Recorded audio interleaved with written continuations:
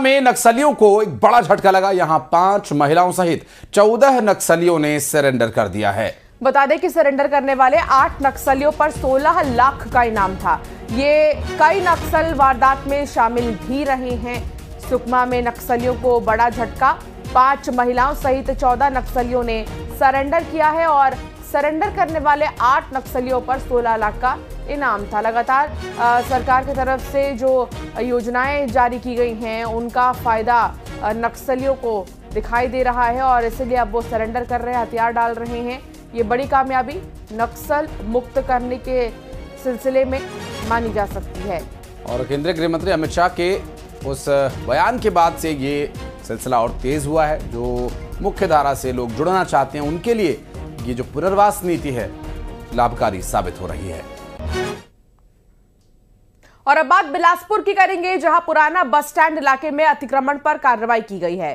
दरअसल यहां अवैध अतिक्रमण पर बुलडोजर चलाया गया और शिकायत के बाद नोटिस जारी किया गया था। संतोषजनक जवाब नहीं मिलने पर कार्रवाई भी की गई है। बिलासपुर में पुराना बस स्टैंड इलाके में अतिक्रमण पर कार्रवाई की गई है और यहां अवैध अतिक्रमण पर बुलडोजर का एक्शन लिया गया है और शिकायत के बाद नोटिस भी जारी किया था।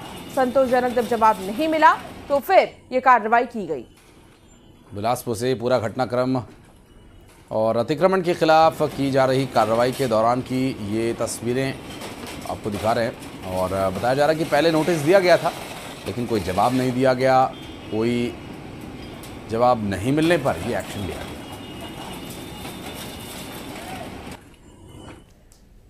और अगली खबर दुर्ग से, जहां राइस मिल में भीषण आग लगने का एक मामला सामने आया है। आग में लाखों का धान चावल जलकर राख हो चुका है। फायर ब्रिगेड ने आग पर काबू पाया है।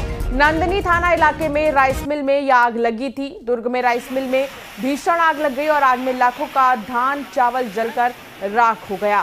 फायर ब्रिगेड ने आग पर काबू पा लिया है, लेकिन नंदनी थाना इलाके में राइस मिल में आग लगी जानकारी मिली। और ग्वालियर की गल्ला मंडी लक्ष्मीगंज में अब तक का सबसे बड़ा घोटाला सामने आया। यहां ग्वालियर चंबल अंचल के कई किसानों से धान खरीदा गया, लेकिन व्यापारियों ने किसानों को भुगतान नहीं किया। 3 व्यापारियों ने धान को डबरा स्थित वेयर हाउस में रखवाया और वेयर हाउस के धान पर करोड़ों रुपए का लोन भी ले लिया। इस तरह से जालसाजी कर 7 करोड़ से ज्यादा डकार लिए। और अब बढ़ते आगे, रुक करेंगे अगली खबर का, जहां भारत पाकिस्तान के बीच चल रहे तनाव के बीच छुट्टियां कैंसिल होने के बाद आर्मी के जवान भारत माता की रक्षा के लिए बॉर्डर पर रवाना हो गए हैं। लेकिन मध्य प्रदेश के ग्वालियर शहर में रहने वाली 1 नहीं 2 नहीं 3 आर्मी जवानों की मां पुलिस के दरवाजे दरवाजे पर अपनी रक्षा के लिए, न्याय की मांग के लिए भटक रही हैं।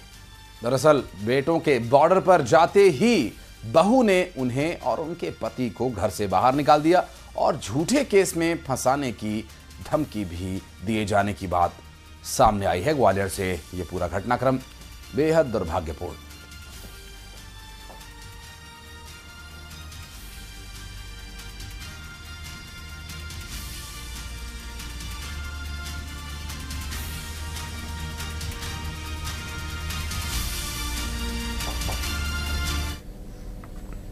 उमरिया से दिलचस्प तस्वीर सामने आई है। यहां पर एक बाघ वॉच टावर पर चढ़ गया।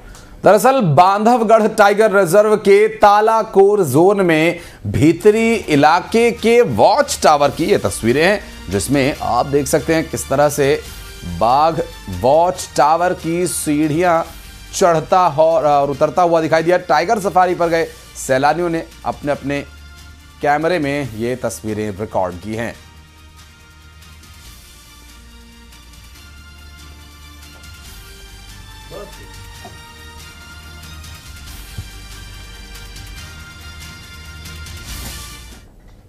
और इसी के साथ की कड़क खबरों में फिलहाल इतना ही। आप बने रहिए न्यूज़ 18 के साथ।